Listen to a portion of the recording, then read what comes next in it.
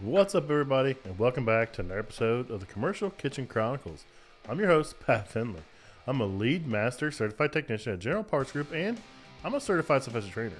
Our goal is to shine a light on what we believe to be one of the most interesting and rewarding industries a field service technician can work in. We love the work we do, and we're glad you're here listening to this podcast. In this episode, we featured Jeramy Moss from RSI in Texas. What's up, everybody, and welcome back to another episode of the Commercial Kitchen Chronicles. Tonight, I'm joined by Rich Ortega and Jeramy Moss. Jeramy Moss is with RSI out of Texas, and we'll get into that in a little bit more. But first off, luckily, we got our friends over at Refrigeration Technologies helping out today. So this episode is sponsored by Viper HVACR products. Did you know that Viper's NSF registered coil cleaners are a must-have for kitchen maintenance? No rinsing required. Plus, Viper's HVACR products were created by technicians for technicians, ensuring top-notch quality. Viper believes in performance without hazardous ingredients. So I want to shout out Viper and Refrigeration Technologies. They've been on board for a while, and they are good people to work with. And I got a quick little video I want to play, and we'll get right into it. Welcome to the Joy of Leak Detection with Bob Ross. Happy little bubbles. Every day is a good day when you're using Big Blue. You too can find leaks. So I couldn't resist, man. They put that out today, dude, and I was like, I have to play that on the show tonight. So what's going on, guys? I don't know much. Same old for me. Same old, whatever, dude. You had a pretty big day, it sounds like. Yeah, big day. Bought a new van today. 3 times the space of what I'm currently driving. So thank God for that. I mean, yeah, it's frustrating. Like, I ran service out of a small van when I was in Florida and it was fine. But the stuff I'm doing up here, it ain't working. So it's going to be nice to have all my stuff in one place. I could stand up in this van. Don't have to send my son to dig through everything every time I need something. Dude, I was just cussing yesterday. I was in the shop, and like I had to climb around the back of my van, and I get that GMC. I'm like, I am too fat, getting too old, and climbing around the back of this small little van. And then you go get that big giant ProMaster you can stand up and do jumping jacks in. So I'm kind of jealous. Yeah. When I went to test drive it and I walked in the back, I'm like, oh yeah, I need this one. And I got the one with the 159-inch wheelbase, so I got plenty of room. It's not the extended one, but plenty of room. Nice. So we got Jeramy Moss here. Jeramy Moss has got a pretty cool story. He's been with RSI for 12 years, but he didn't always start there. You know, and I always like hearing stories about how people come from other industries and got involved in, you know, the food service side, refrigeration side, or any of the skilled trades. So, Jeramy, you want to talk about what you did before you came over to RSI? Yeah, it's fracking wells, oil wells and stuff up in Arkansas. And did that for about a year. And it was one of them things where you come home at night, everybody's in bed, kids and wife, and leave next morning and everybody's still in bed, you know. There's a lot of work. And if I had a job where it's more of, 12 hours, steady every day, work nights, hauling the wastewater that comes out of the oil or out of the wells and everything. And did that for quite a while up until I came here, and it was a good experience. I liked it, but it just wasn't stable it kind of goes with the economy and everything, So when it's good, it's good, but when it's not, it's not, So, but yeah, I came here at RSI 12 years ago, did PMs for about 2 years, and now got up to training and everything, and did training for 6 months, and 6 months, and got my truck and did that for a while before couple years, like 2 years, and then they started having me train and everything. Nice. So you mainly do refrigeration, correct? Yeah, that's all we do. Refrigeration, ice machines, and some beer systems. Oh, that's right. Yeah, because you guys are kind of split up in a couple different companies. So. Yeah. So I'll do a little bit of beer service if the guys can't get over here, because we're out of Mesquite, out of Dallas, around Dallas and stuff. So, and I live like west of there, so I don't hardly ever go to the office very much. So, but that's where most people are out of. Nice, nice. So how'd you find out about, this industry? Well, I took a little class, like a little school deal, HVAC school, and it took me like 6 months trying to apply to a bunch of HVAC jobs, and everybody wanted 4 or 5 years experience stuff, and found RSI on Craigslist with the ad, and yeah, been doing that, and out of all places, Craigslist, I guess. It's so weird to say now. Like back yeah, thinking about it, and yeah, it's been a good journey and everything. Craigslist. Yeah, back in the day, you go to Craigslist for everything. And I never even heard Is that of even a thing anymore? Is Craigslist still around? I don't know if it is. I'm sure it is. It's probably like a bunch of bots and scammers, probably, but who knows? I never even heard of Craigslist until I moved here, to Fort Worth and stuff, and my brother was telling me about it. It was actually a pretty cool little site for a little while. That's cool. So, what do you specialize in? Mainly one type of refrigeration, or do you just kind of do whatever comes in? Whatever they come in, like I'll do like process chillers for radiation machines, like at cancer centers. Nice. So I do those in our zone. And there's like 1 or 2 people in each zone that can do them and everything because they're pretty big systems. But most of the time it's like kitchen and everything. So, just regular kitchen ice machines most of the time. Nice. I've never done any of those process chillers. I've had a friend that does some on like some mills and stuff, I think, at a place he works at. He always asks me questions. I'm like, I can try to help you, but I don't know if I'm going to be the right guy for you to ask questions to, but I know how it's supposed to work, I think. Yeah, they're pretty good. Only hard part is the safeties and stuff because, like, of course, when the chiller goes down, you don't want somebody in the radiation machine and it heats up and everything. So that's what the chiller's for. So, with the safeties and stuff, it'll automatically kick the system into city water as a backup, and they can operate as city water, but they don't run city water normally because, of course, it's just all going down the drain. So, yeah, it's interesting. Neat. Yeah, plus all that city water probably isn't very good for the machine. Yeah, I know city water's not. Yeah, they'll have to come in and do heat exchangers and all that out on the machines. That's cool. That's cool. So 12 years. So what's some of the crazy stuff you've seen in 12 years in restaurants? I mean, we've all been doing it for years. It never fails, what people see though. I mean, it's wild. I try to explain stuff to people and they don't have any comprehension of like what we actually do a lot of times or some of the things we see. They just want to talk about the greasy, nasty stuff. But I mean, we run across stuff that's really old or, you've never seen that before in a kitchen or some really hacked up stuff. I mean, what's some of the stuff you've seen out there? I mean, it's like, shoot, there's been quite a few. It's like, put you on the spot. It's like the favorite one that sticks out to you. Oh, jeez. I think one of the craziest ones I've seen posts like on Facebook in groups where people are posting like somebody put a piece of copper in the fuse block, and I always thought maybe that technician's just messing with everybody. You just do that in there before you took a picture. And I came across that one time on a walk-in. Oh. What's that fuse rated at? 4,000 amps? I had an experience like that where I would see in the Facebook groups, they would show the electrician running the conduit through the drain pan. Oh, yeah. And I'm like, nah, there's no way that could be happening. And I was seeing them forever. And then I walked into a walk-in one day and I was like, oh, snap, this is real. Okay. A brand new walk-in at that too, wasn't it? Mm-hmm. I've always wanted to come across something like that. I'm like, how do you mess that up so bad? I'm like, there's knockouts on the back. You had to make this hole. Like, how did you do that? Dude, it's amazing. It's like, do you just like get the apprentice, be like, hey, you can hook this up? Yeah. And dude's got a drill in a unit bit. Okay, I got it. Like you didn't see the 10 knockouts in the back. And then who signed off on it and said it was okay?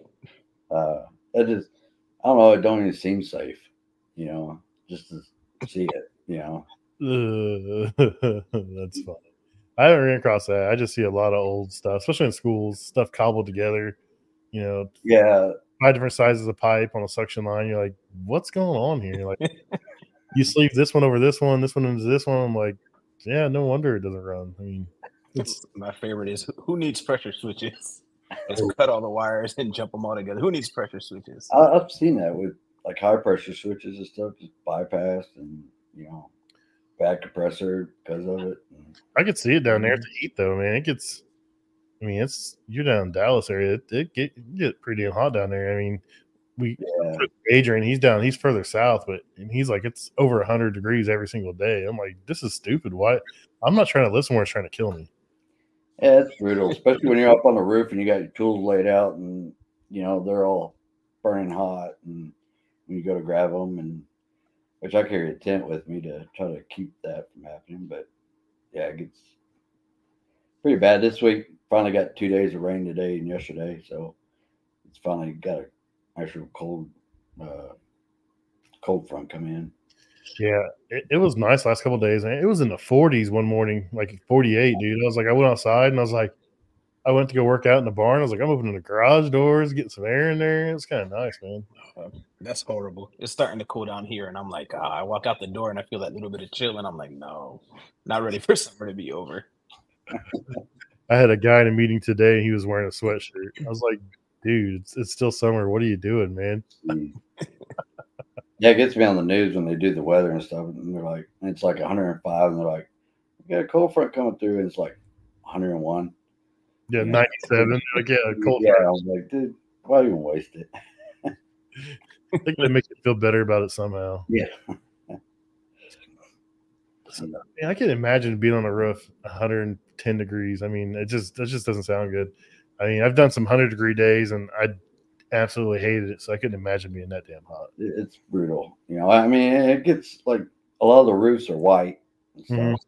So it just like makes it 10 times worse. I'd rather be on a black roof than a white roof. That white just bounces like right back at you. It's like it doesn't hit the building, it just bounces right back into you. Yeah.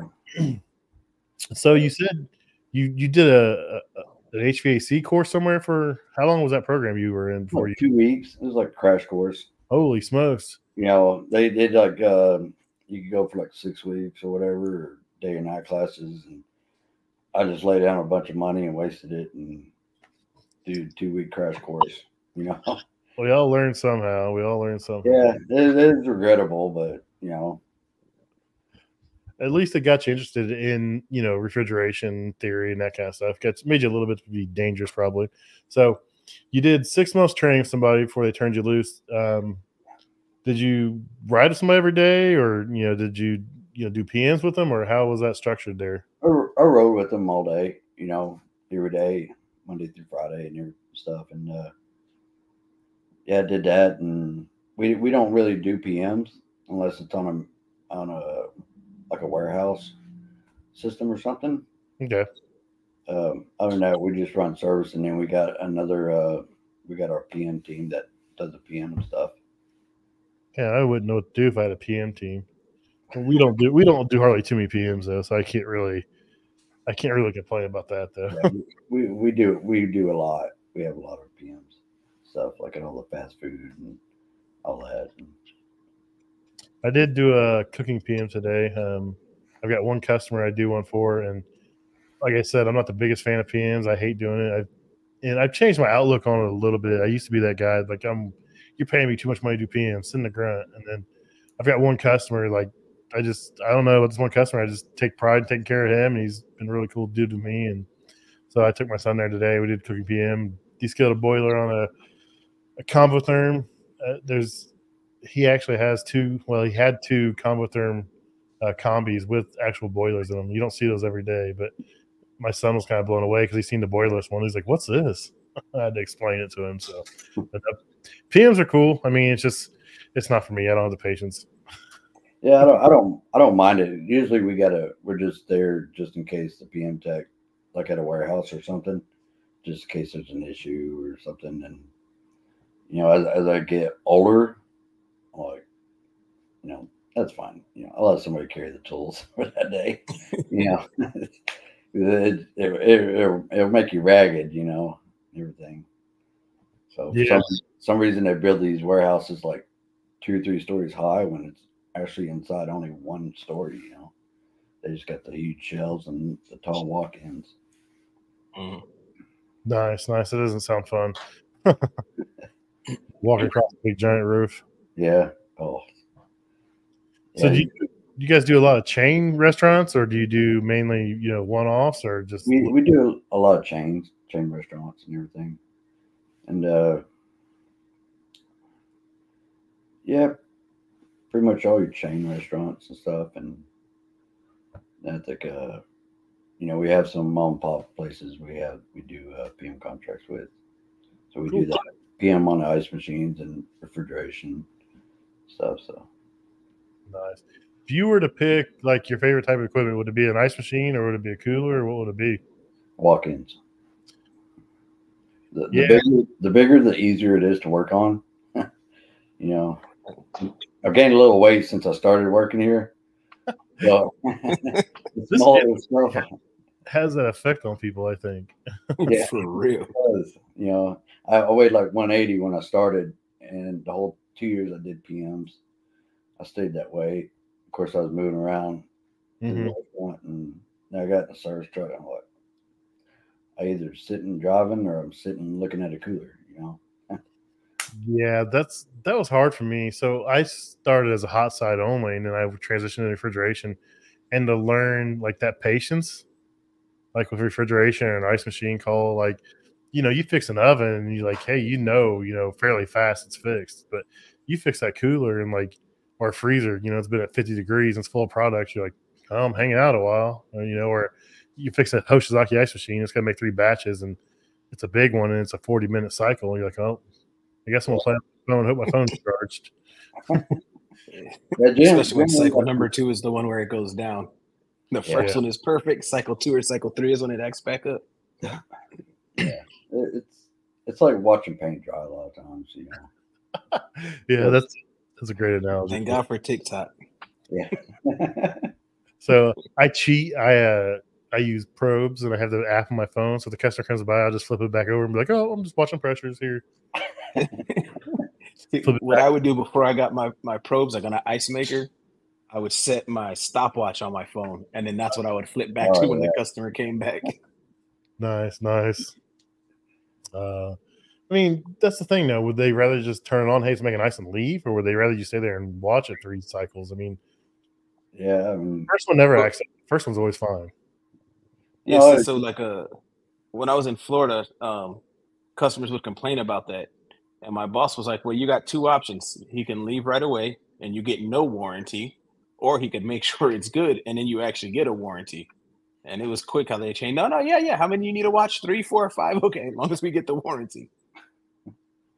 Yeah, I mean, it's hard out there. I mean, I always explain to them what I'm doing, if I'm sitting there waiting, because it can throw a wrench on them, thinking I'm just sitting there, just watching it. Because especially like walk-in freezers, watching those come down from 50 degrees, they'll drop quick down to 20 degrees, and then it just slows down. It hits that latent heat in that product, man. It just it's my walk-in freezer rule is once it hits 19, I'm like, I don't know what it is about the number 19 degrees, but 99% of the time, if a freezer hits 19, it's going down all the way, and I'm out. Yeah, I mean, usually I feel pretty comfortable at 20. Yeah. So as long as it's cold enough where I can check the defrost and make sure all that's working. So, yeah, that's a good point. Make sure you check your defrost. As long as it's not it wasn't a temperature control issue. Yeah, about 20 degrees is like, hey, I'll call and check on tomorrow. This thing's full of product. I'm not going to sit here. I'm sorry, but I will check on tomorrow. If you have any issues, I will be right back. But generally, I call back the next day, and we're rocking and rolling, no problems. Yeah, usually they're good just to see it get to 20. They know it's coming down. Yep, that's a good one. So, you said you do like some bigger? Are they like refrigerated warehouses or like just big giant walk-ins inside of like a facility? So They'll, go ahead. There'll be like a big walk-ins inside of a warehouse. So I did some work a couple years ago for, I don't know if you guys have them in your area. They're called Schwans. They're like a mobile frozen food delivery. Yeah, they ice cream and like novelties, and they make like all kinds of frozen food. So they had this warehouse, and it's literally just a building, and it's got a big giant walk-in freezer in it. And this thing had like 5 humongous systems on it. 3 of them were down, and we were swapping out 2 of them. I had to reuse the line sets. The line sets are like 1.6" suction. I had no idea what I was doing. I was like, what is this? I'm like, this is stupid. But yeah, that was absolutely miserable because it was still like negative 10 degrees in there. And it was July, so it was like 100 degrees. So I'd go outside, sweat for 5 minutes, go inside and freeze for 10 minutes, go outside, sweat. That put so much stress on my body. I don't think I ever recovered from that job. Yeah, I think like a walk-in freezer, like in a restaurant versus a warehouse, negative 10 degrees feels different, like colder in a warehouse for some reason to me. But So Heath's got a question here. He says, how do y'all explain coolers on a line that's being open constantly? It'll never make temp during busy time. Yeah, that's a rough one, Heath. I think Rich answered it pretty good. Did you answer that one? Yeah. So you'll take that one real quick? Yeah. For me, I just say if they look good after I do the work, you clean the coil, do whatever you had to do to it, and it looks like it's going to be all right. Hey, this thing's never going to reach temp. I'll call you in the morning, see how it's doing, and if I got to come back, I'll come back. And 99% of the time, again, if everything looks good, your pressures look good, amp draw, all that good stuff, it's usually good by the time you call back in the morning. Yeah, that's the bad thing about restaurants. We try to get there early as we can.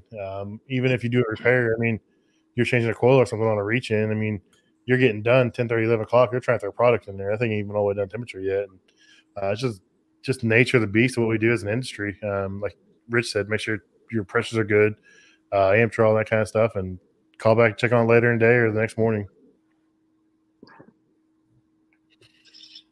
So sweet. What other questions we got in here?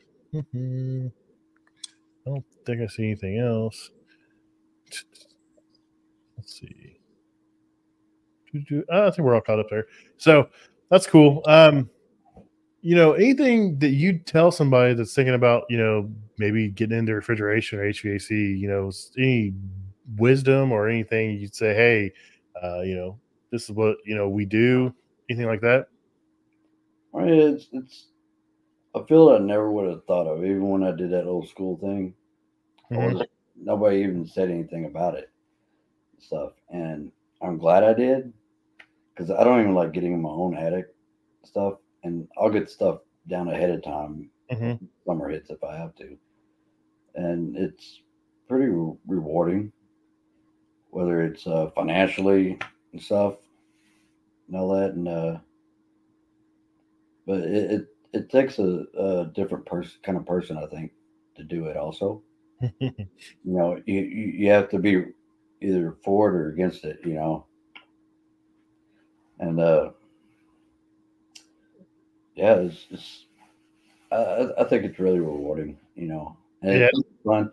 And like, with ADD, it's like you gotta stay busy doing different stuff, and that's what I think helps me a lot. So, yeah, it's the perfect job for somebody that has ADHD. You're always doing something different. Yeah, you're always doing something different. You never know what you're going to be doing.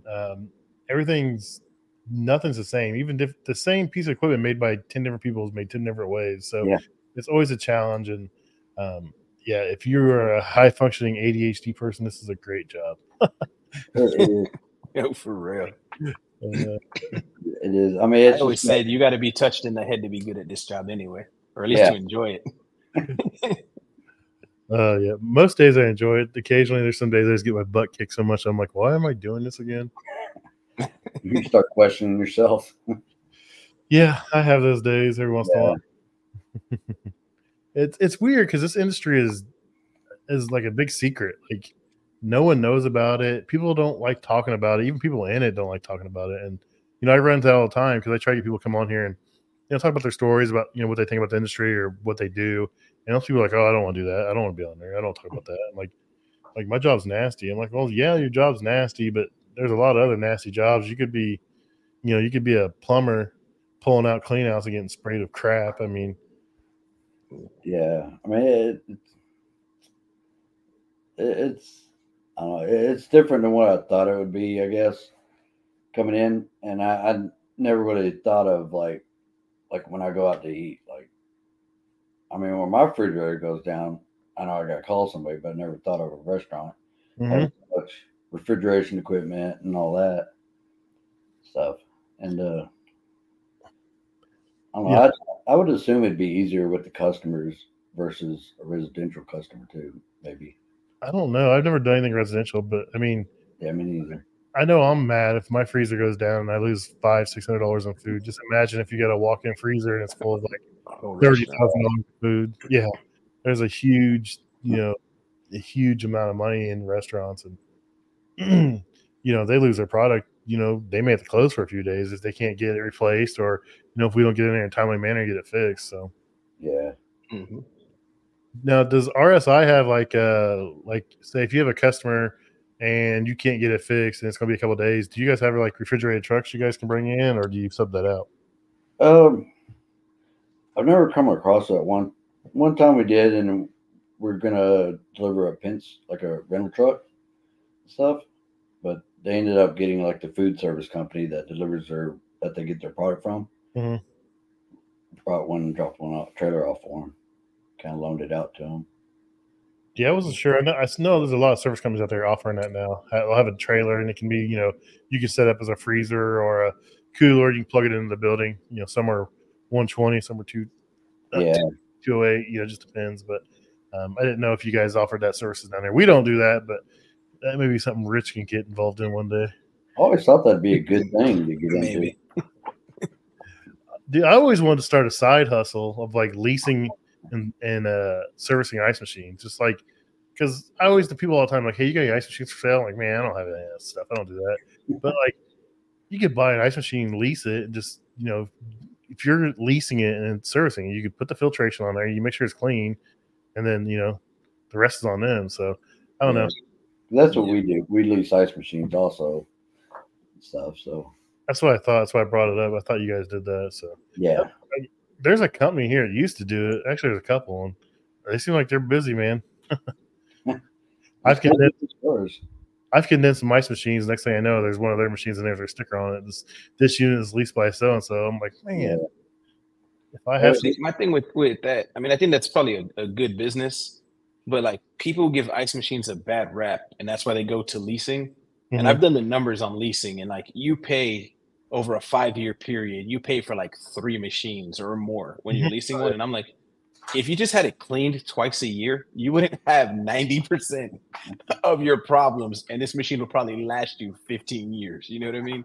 Like it's insane. But there's a reason those filters have pressure gauges on there. When it loses pressure, you need to change those filters. I mean, I think a lot of it too is the customer being educated on taking care of them and stuff. Oh yeah. They'll be like, oh, we cleaned the ice machine, we seen the clean light on, and they just wipe it down. That's it. Or even better, they flip the switch to clean. Yeah, chemicals. Press the clean button. It cleaned. It ran through a clean cycle. I don't know what this black. I love that. I'm like, oh, you need to clean it. We just cleaned it last week. Oh, what chemical did you use? Chemical? We just pressed the clean button. Wasn't there an ice machine out there that had like an automatic clean thing that had a chemical reservoir? Manitowoc did. Yeah, that's what I thought. Manitowoc had it had like a pump or something that just draw it out and clean itself and dump it down the drain. It'd be a little thing on the side of the ice bin with a bottle of cleaner and a bottle of sanitizer, and it would go through a clean cycle by itself. Oh wow! And of course, it ain't removing any of the parts, but. No, but at least it's saving itself. Yeah, I mean, it's like, was it Turbo Air that had them self-cleaning coils? You remember those? Structural Concepts. They still have them or not? Yeah, they do. And Structural Concepts you can get as an option on some of their cases, dude. That self-cleaning coil, I think, cracks me up. I seen that the other day on a structural at a school. Stuff. It just pushes it into the coil though. It's just a little rotating brush and it just forces it deeper into the coil. And if it's in a greasy kitchen, the brush just gets gummed up with all the grease and everything. Yeah, the turbo airs I seen in the kitchen were just it looks like a paint roller. It looks like a brush, looks like a paint roller. Sounds good for the guy that sold it. But. Oh yeah. Well, and is it true where they run? Yeah, it's true where they run the condenser fan backwards for like the first 30 seconds and then it changes back the other way. I was like, is that the? I can see it helping like if a piece of paper or something was stuck on the coil, but other than that, I'm not sure how well it would help. I can't see that working either. Oh, I think it's better than the brush. Yeah, that for sure. Yeah.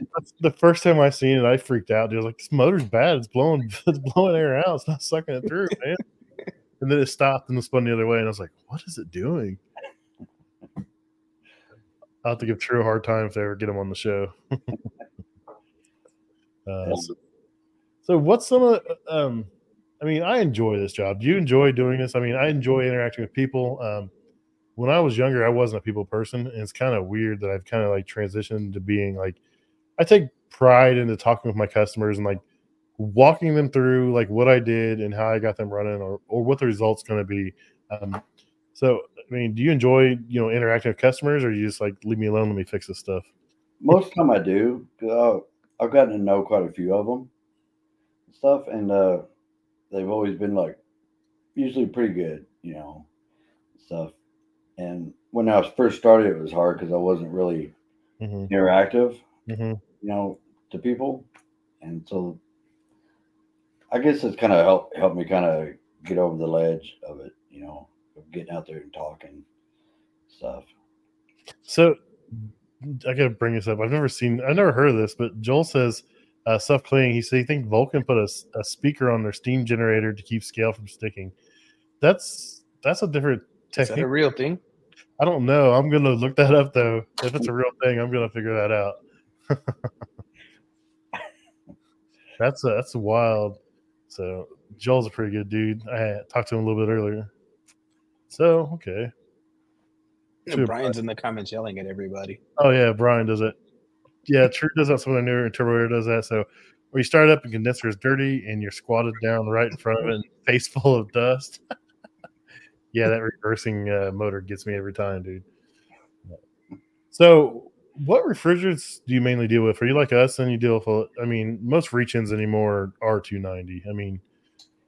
Yeah, like under counters, like under counter reach-ins are 290 for the most part. I still see like newer 404 units still kind of come out and everything.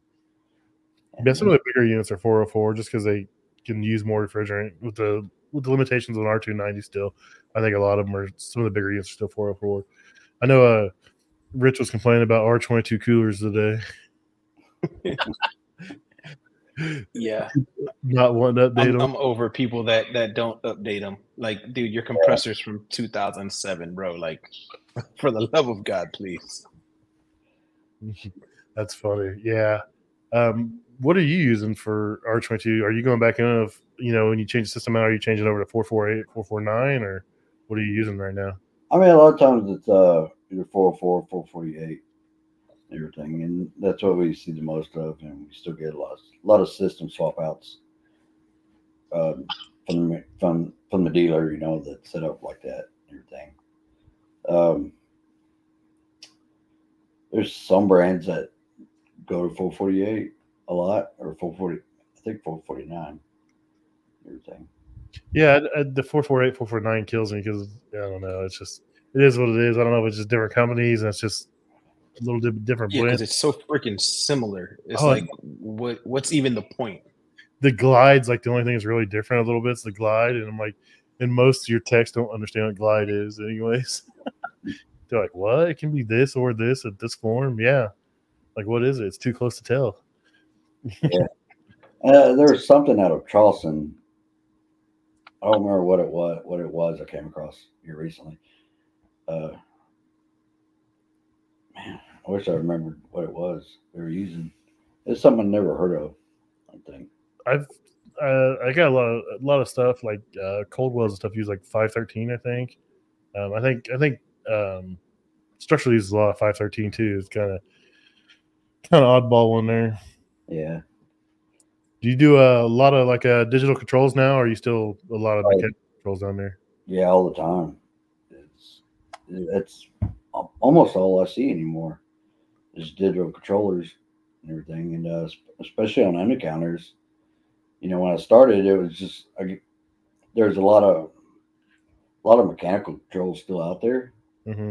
and then it just like it didn't take long before you just started seeing electronic controls on everything. When you first started, probably everybody said use that same 2-wire control and you either pigtails around a screwdriver and jammed it in the oil, or you shoved it in a tube, and that was about everybody used the same one. They all had their own part numbers, and you open it up, and it was all printed the same part number on the side. Yeah, now you can't do that anymore because they're programmed for them specific units. And you might see like they'll still use like across different brands the same electronic controller, but it's just programmed to their specific defrost or whichever. Yeah, I'm over little self-contains and all the little different controllers, and it's all the same control. And then you try using the password that you use on 17 other brands, and this company decided to change the password. This brand is different. Yep. It's not 22. It's not 187. What is it? I mean, come on. Yeah, because I mean, there's a lot of times you have to call tech support, and it won't even be under anything technical. It's just to get into the controller. Yeah, I just want to check the probes. Yeah, like I just want to see what this thing thinks the probes are reading. Well, you really need to put them in ice water. I want to know what the controller thinks it is first. That's all I want to do. Yeah. It's your evaporator is already iced up. Yeah. Yeah, I've been running a lot of walk-ins with some controls I've never seen before. I stumble my way through them, and once you get it figured out a little bit, it's kind of cool some of the things they can do, and you can do from that. I did have a Carroll electronic expansion valve the other day. Man, this thing was noisy. It was chattering real crazy. I've never heard one do it. You could hear it like as soon as I'd walk in the cooler and start calling, you could just hear it moving. It was like buzzing. It was wild. So I'm sure that'll be a call sometime soon. Yeah, all the walk-ins, you usually see the ETCs or mechanical on there, and they're just like, you get a display of a little abbreviations and stuff, but I think they're kind of easy once you work on them enough and everything. But yeah, I do a lot of schools, and man, I've got some like Hobart coolers from the 70s. They're like still running 12 and like tanks, and like the temp control's bad, and I'm the guy that goes in there and throws a K2 on it and throws it up on top and bolts it down. I'm like, but the thing is, I'm like, I can't get the mechanical control called for, and I'm like, this is just as easy for me to put a K2 on there, or some other digital control. I just like the K2 because they got that big giant screen, and I position it so I can look through the louver and I can see the temperature when they walk by. Yeah, so I love those K2s. Oh yeah, I'll do the walk-in, like the efficiency one for freezers, walk-in freezers and stuff. And it's just so nice because I can hook up a tool to it and I can log in on my tablet, and it just tells me everything. I can change whatever stuff, and it's really nice to have. And I work on those a lot, K2s and everything.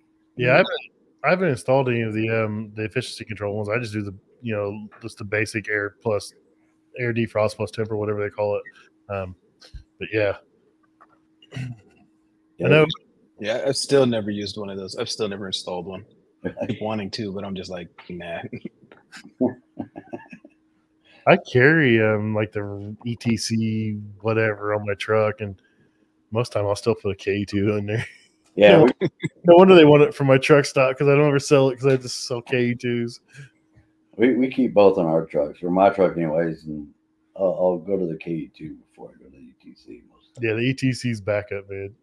If it's sometimes if it's, I had one that had I don't know how they did it, but they had like a 50-foot long sensor on it, and it had to like ran through conduit and like into the evaporator and out this hole in the back. I was like, dude, I'm not rerouting all this. I'm putting ETC back in there. The probe's good. The controllers burn up. Like I'm not about that life. I'm about efficiency most days. Yeah, it's 5 o'clock in the evening. So do you use digital manifolds or probes, or do you still an analog guy? I'll do like analog. I'll do those like if I'm setting a pressure switch, like a short like a fan cycle switch or pump down switch. Something you can, yeah, because you can see that a lot better. I mean, because the digital lags. Yeah, it's lags real bad stuff. I mean, sometimes it seems like if it's on a walk-in, I can just crack the receiver valve open just a little bit, just make that pressure slowly rise and stuff. I've done that a few times, but I prefer. I got the wireless gauges, and I got the 3 hose one, but there's times when I still break. And if I'm training, I'll train people on that, how to use the analog too. Because I mean, I've had my batteries go dead in the middle of the night, being on call. Yeah, you're finding a gas station to pay $20 for 4 AA batteries or AAA, whatever it takes. Yeah, the batteries will last 6 months, but it'll be that one time you're using it that they'll just go dead. Yeah, I pretty much stick to all digital, just because I like the probes. You don't lose any. You still lose some refrigerant, but you lose less. I've got some low loss fittings on there with like little 90s because you can't get those things in a lot of places, and it works out pretty well for me. But I give up hoses unless I absolutely have to. If I'm pulling a charge or something, it's a different story. I'll use a manifold, but most of the time it's all probes, and it's so convenient anymore. You got a little bag you can put them in, and you're carrying in 2 air probes, 2 pressure transducers, 2 clamps, and that's all you need. You can pretty much diagnose anything with that. Yeah, I use them all the time. It's just like when I'm training people, I always try to get them in the habit of not wanting to take their gauges in stuff, and because I don't want them to be hooking up right up to the system, just because it's there. So, but like generally, you can tell if it might be low on charge before you even put anything on there, and that's when my last resort.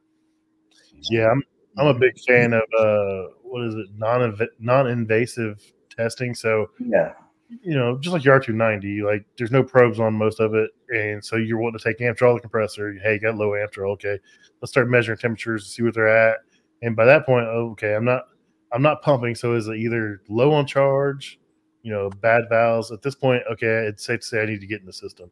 But yeah, I had a guy last week. He went out on a frozen coil on a walk-in, and he's like, "My sight glass is flashing." I'm like, "Dude, you've been there 5 minutes. I know that coil's still frozen. I don't even want you looking at that sight glass until you've got every bit of ice off of that coil, and I want you to go ahead and wash out the condensing coils while you're outside, because I know you're out there and the hose is right there."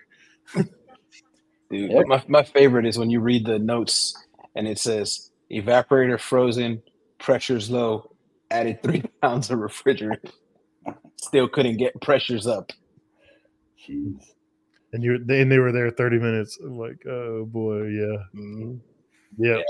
I mean, there's just so many different. I mean, so many different things that cause a sight glass to even flash. Like I was talking to one guy yesterday about, a headmaster. A headmaster is stuck bypassing can do it. Yeah. In the summertime. So. Yeah, we have a lot of headmaster systems up here, and that is like the most misdiagnosed piece of equipment in refrigeration, I think. Yeah. It'll throw you for a loop. I mean, I had a guy in July fixed the leak, charged it full sight glass. In October, every morning this place would come in like, our walk-in's warm, and by the time noon or 2 o'clock comes around, it's back to temperature. I'm like, I started looking at the notes, and I was like, leak fixed in July. I was like, let's pump this down. I'm like, yeah, no wonders. I don't have nothing in the receiver. Yeah, of course. It's always those cool October mornings that get you here in Indiana. Yeah, I'm looking forward to that here hopefully soon. So Brian said it best: ABC, airflow before charge, and that's exactly what I told the guy. I told him, don't touch your gauges, don't even pull the caps off. Airflow before charge, man. Airflow before charge. I like that. Pretty neat. Yeah, I can't take credit for it. I think I heard it from our friend Brett Wetzel over at the Advanced Refrigeration Podcast. So, but yeah, headmasters, I think a lot of times I see them like after something's been installed, like in the summer, the spring. Exactly. You get that cold weather and stuff, and that's when you get it hit with it. And you don't know whether it's because of that, it was undercharged, or if it's got leaks, then you got to leak check it. Mm-hmm. I mean, like in the summertime, if I install a system, I'll wet the condenser down with cool water to kind of simulate the lower pressures, and I'll clear the sight glass that way. I'm terrible. I'll just call the manufacturer condenser unit, like, what's max charge of this?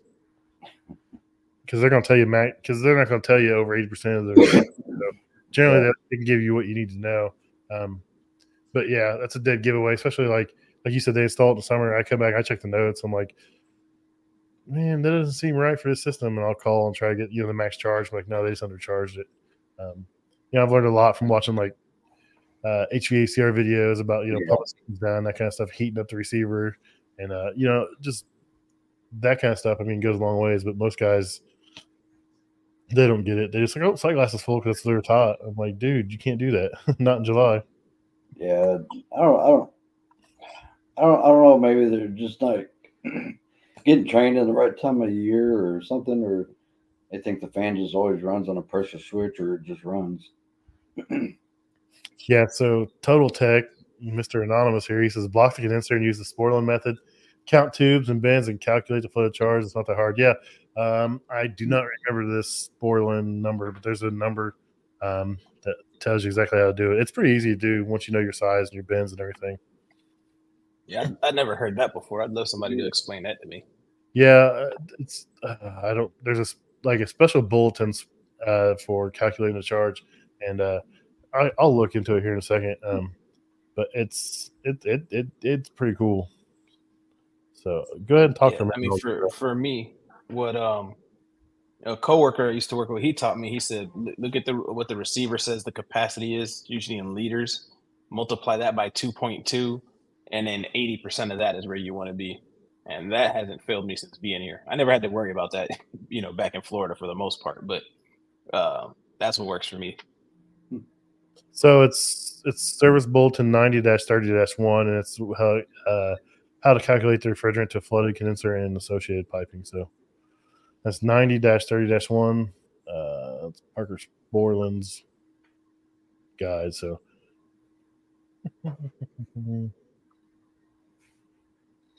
okay, what else? I think we are all caught up. Well, I appreciate you coming on, man.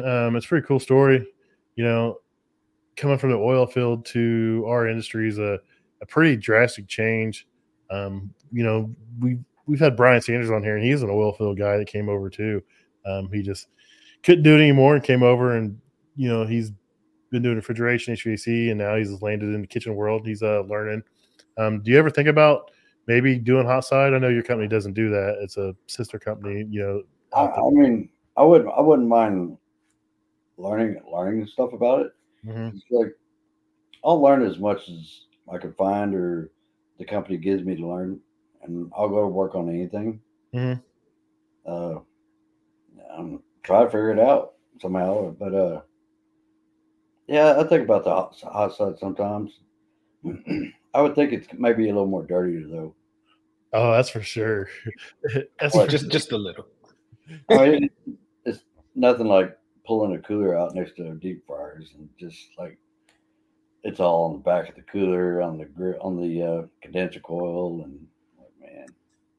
My favorite piece to pull out next to a fryer is like there's a burger chain has a bird as their logo, and they were famous for taking these upright Delfields with the top mount condensing units and shoving them under the hood. Like they literally had to like lean them over and stick them under the hood and stand them back up. And they're like, oh, I don't know why this compressor's dead. I'm like, because you can't even tell it's a coil anymore. It's just like a block of grease with fuzz on it. I'm like, yeah, I know why your compressor's dead. I'm like, why you put this under here? I'm like, you just can't explain stuff to people. Well, that's where we want it. I'm like, well, okay, well, you're not gonna want this bill. Right. Grease doesn't wash off either. It takes a while to come off. No, the best thing I found for that, no, I won't say it. There's some stuff out there that works really good, but it's really bad. Those ones with the hoods, man, the blue stuff won't even take it off, dude. It just laughs at it. You got to get, there's some stuff that's some really nasty grease in there, and it works, but man, you're trashing that coil in the process. Yeah. Oh yeah. Sweet. Well, I won't keep you any longer. I appreciate you coming on. It's been pretty cool hearing your story and about some of the things you do for RSI and in the industry. If people want to find you, they can find you anywhere. If you want to shout out your social media, if you don't want to shout it out, you don't have to. I will always give everybody the opportunity. So if you want people to find you, they can find you. If not, tell them to leave you alone. Yeah, I only got Facebook, and it goes by my name. So. Nice. All right, man. Well, I appreciate you coming on, and I'm sure I'll talk to you more in the future. Rich, I appreciate you coming on tonight. I know you've had a long day. You look like you're ready to go sleep. It's kind of weird not seeing you out on the porch with a cigar and a cerveza or something. So it feels weird. Don't worry. I was thinking about that cigar thing stuff. Yeah, I smoked mine earlier. I had a meeting in I'm in my office, my studio, and I had a meeting and I was smoking a cigar. I always feel people always look at me like I'm doing Teams meeting. I'm smoking a cigar. I'm like, what? I'm at home. I'm going to do what I want. I'm not on the clock. So, all right, guys, have a good night. All right, appreciate it. See you. All right. We appreciate you making it into the show. If you would, make sure you leave us a comment, some feedback, rating, review the show. It really helps us grow. Also, if you'd like to be a guest or you know someone that would make a great guest on the Commercial Kitchen Chronicles, hit us up. We're always looking for guests. People will tell their story about how they got into the food service repair industry or any other trades. Thanks, guys.